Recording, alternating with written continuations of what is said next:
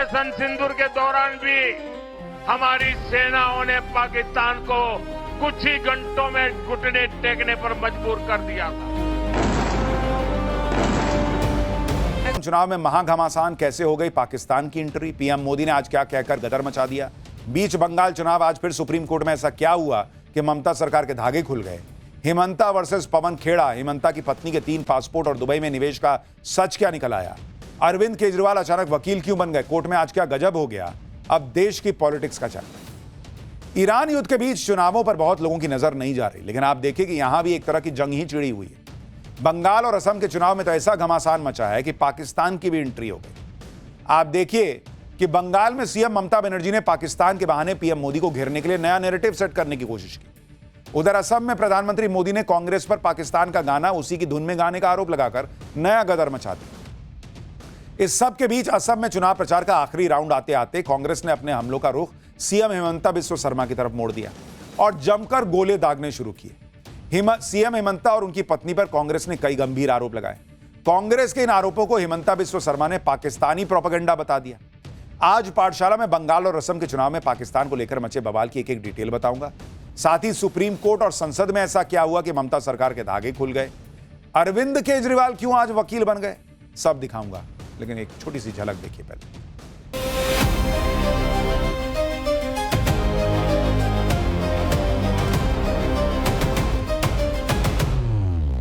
Operation सिंदूर के दौरान भी हमारी सेनाओं ने पाकिस्तान को कुछ ही घंटों में घुटने टेकने पर मजबूर कर दिया था। পাকিস্তানের ডিফেন্স মিনিস্টার যখন বলে কলকাতাকে টার্গেট করব, কলকাতাকে অ্যাটাক করব, সেই কথাটা নরেন্দ্র মোদি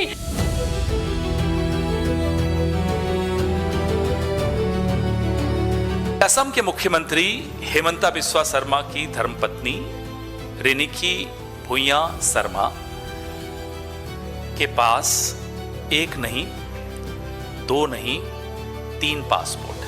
अब ये पूरा जो कागज बनाया original goes to a Pakistani social media group name Pakistan in Ajman.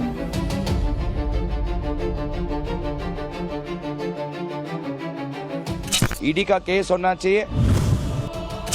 मैं कॉन्फिडेंट हूँ अभी पवन खेड़ा उनका जीवन का अंतिम क्षण असम का जेल में ही कटेगा।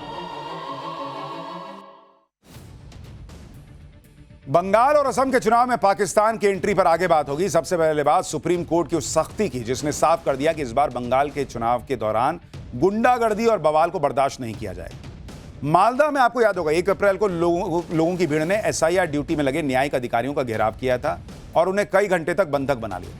इस मामले पर आज सुप्रीम कोर्ट में सीजेआई सूर्यकांत की बेंच में सुनवाई हुई। सुनवाई के दौरान चीफ जस्टिस ने बंगाल सरकार को फटकार लगाते हुए कह दिया कि इस घटना में प्रशासनिक गरिमा को ताक पर रख दिया गया। सुप्रीम कोर्ट ने अपने अधिकारों का इस्तेमाल करते हुए मालदा में हुई घटना से जुड़े सभी केस एनआईए को ट्रांसफर करने का आदेश दिया और बंगाल पुलिस को केस से जुड़े सभी दस्तावेज तुरंत एनआईए को देने का निर्देश दिया।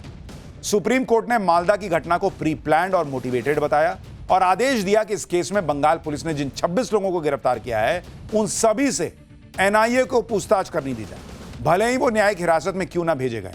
सुनवाई के दौरान सख्त टिप्पणी करते हुए कोर्ट ने कहा कि बंगाल में ब्यूरोक्रेसी की क्रेडिबिलिटी कम होती जा रही है और सेक्रेटेरिएट और दूसरे सरकारी दफ्तरों में राजनीतिक दखल बढ़ता जा रहा है।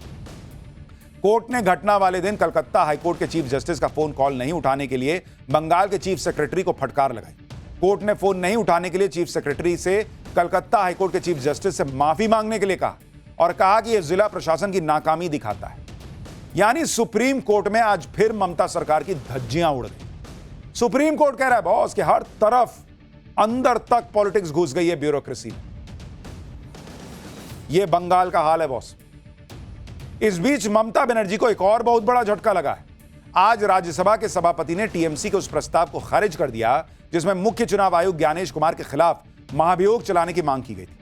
टीएमसी के इस प्रस्ताव पर 193 सांसदों ने साइन किए थे और इसे 12 मार्च को राज्यसभा में पेश किया गया था। राज्यसभा के सभापति ने न्यायाधीश जांच अधिनियम 1968 की धारा 3 के तहत जो शक्तियां हैं उसका इस्तेमाल करते हुए प्रस्ताव को स्वीकार करने से ही इनकार कर दिया। यानी ममता बनर्जी को बीच चुनाव झटके पे झटके लग रहे हैं। एक तरफ मालदा की घटना पर सुप्रीम कोर्ट ने धज्जियां उड़ाई, संसद में भी चुनाव आयोग के खिलाफ एजेंडा ध्वस्त हो गया। ममता बनर्जी के लिए बैक टू बैक 2 तगड़े झटके हैं। ममता बनर्जी के लिए चुनाव बड़ी चुनौती बनता जा रहा है। यही वजह है कि ममता बनर्जी ने पीएम मोदी पर डायरेक्ट अटैक शुरू कर दिया, और इसकी वजह आगे बताऊंगा। लेकिन पहले सुनिए कैसे ममता बनर्जी ने पाकिस्तान के रक्षा मंत्री के एक बयान के बहाने पीएम मोदी को घेरने की कोशिश की। কিন্তু পাকিস্তানের ডিফেন্স মিনিস্টার যখন বলে কলকাতাকে টার্গেট করব, কলকাতাকে অ্যাটাক করব, সেই কথাটা নরেন্দ্র মোদী কেন বাংলায় এসে কালকে বললেন না যে উইল টেক স্ট্রং অ্যাকশন? अब यह भी देखिए कि ममता बनर्जी पाकिस्तान के उस रक्षा मंत्री के बयान को हथियार बनाने को मजबूर हो चुकी हैं जो ऑपरेशन सिंदूर में हुई पिटाई के बाद कुछ भी बोलता रहता है। ऑपरेशन सिंदूर पार्ट 2 होने से घबराए ख्वाजा आसिफ ने एक बार फिर इस पर ऐसा ही बयान दिया और कहा कि अगर भारत ने इस बार कुछ किया तो पाकिस्तान कोलकाता तक पहुंच जाएगा। ममता बनर्जी कह रही कि इनको जवाब क्यों नहीं दिया प्रधानमंत्री मोदी ने। अरे भाई कोई स्टैंडर्ड भी तो देखिए। ये पाकिस्तान का 2 कौड़ी का रक्षा मंत्री, इसका जवाब देंगे? ये अलाय बलाय कुछ भी बोलेगा, इसका हम जवाब देते रहेंगे? जो जवाब देना था वो सेना ने दिया ना इनको। जिन पाकिस्तानी मंत्रियों के बयानों पर खुद वहां की पब्लिक भरोसा नहीं करती, उसके बहाने ममता बनर्जी पीएम मोदी को घेर रही है। और इसकी वजह भी है, दरअसल बंगाल चुनाव की तारीखों के ऐलान के बाद पहली बार बंगाल पहुंचे प्रधानमंत्री मोदी ने चुनाव का नया एजेंडा सेट कर दिया। पीएम मोदी ने कूच बिहार में रैली की थी। बीजेपी की इस विजय संकल्प रैली में प्रधानमंत्री मोदी ने बंगाल की लड़ाई को भरोसे वर्सेस भय की लड़ाई बताया। पीएम मोदी ने कहा कि टीएमसी के भय का मुकाबला करने के लिए लोगों के पास बीजेपी का भरोसा है। इस बार चुनाव में बंगाल से भय भागेगा और बीजेपी की महाविजय से भरोसा जागेगा। एक बार प्रधानमंत्री नरेंद्र मोदी ने जो कहा उसको भी सुनिए। एक और टीएमसी का भय है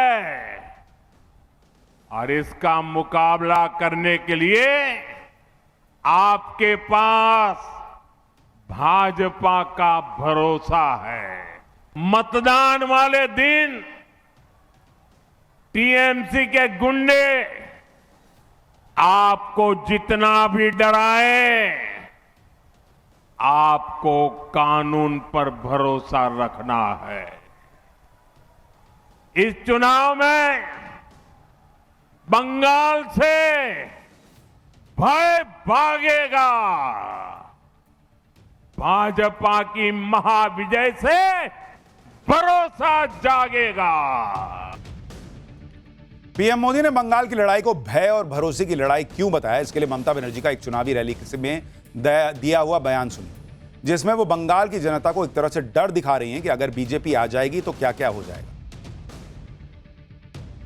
রাহুলকে ভোট না দিলে এই বিজেপি শয়তানরা বাংলাটাকে দখল করবে আর মুর্শিদাবাদকে দখল করবে, মালদাকে দখল করবে, উত্তরবঙ্গকে দখল করে বাংলা থেকে বাদ দিয়ে দেবে।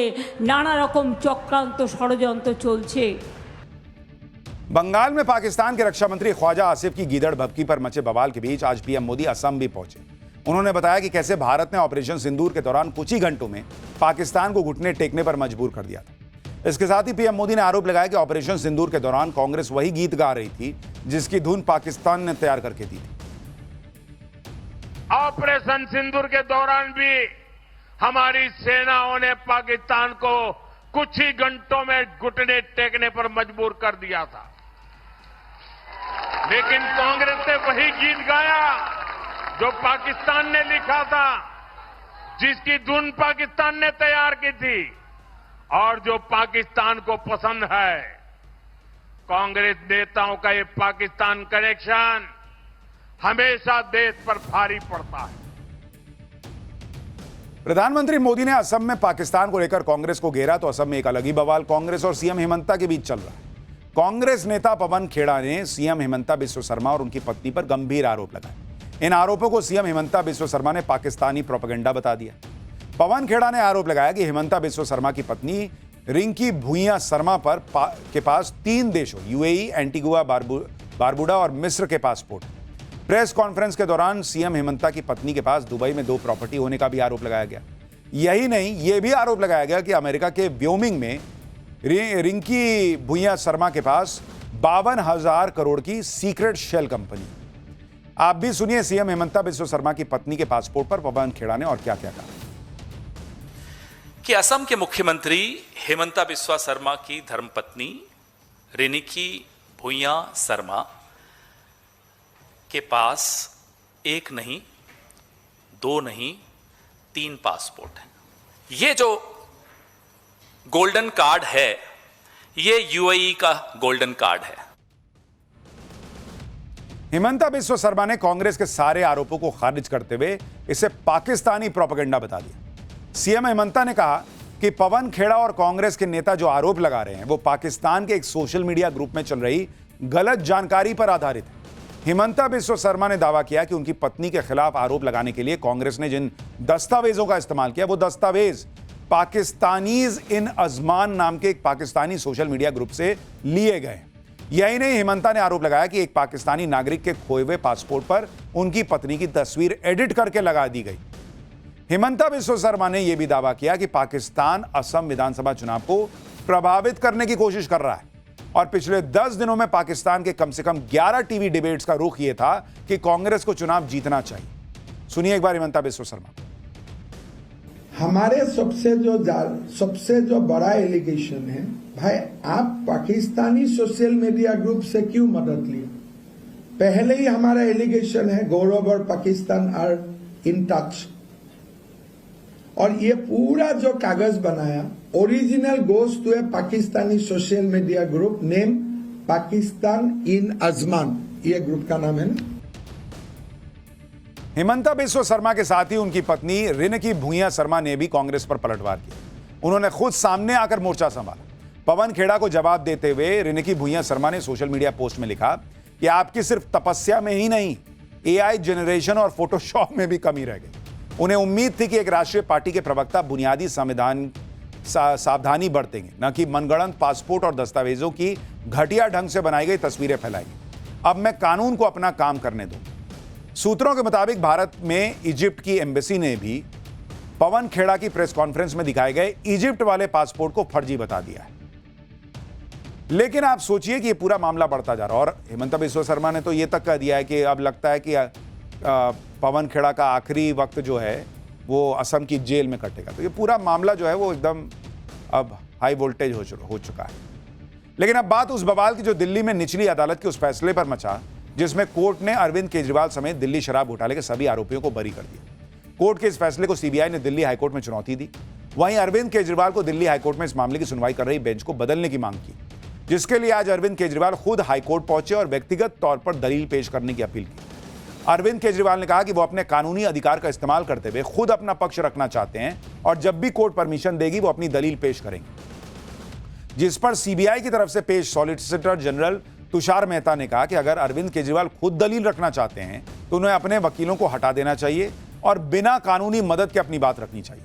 आगे तुषार मेहता ने कहा कि उन्हें पता है कि केजरीवाल क्या खेल कर रहे हैं। यह मंच और कोर्ट किसी तरह के नाटक के लिए नहीं है।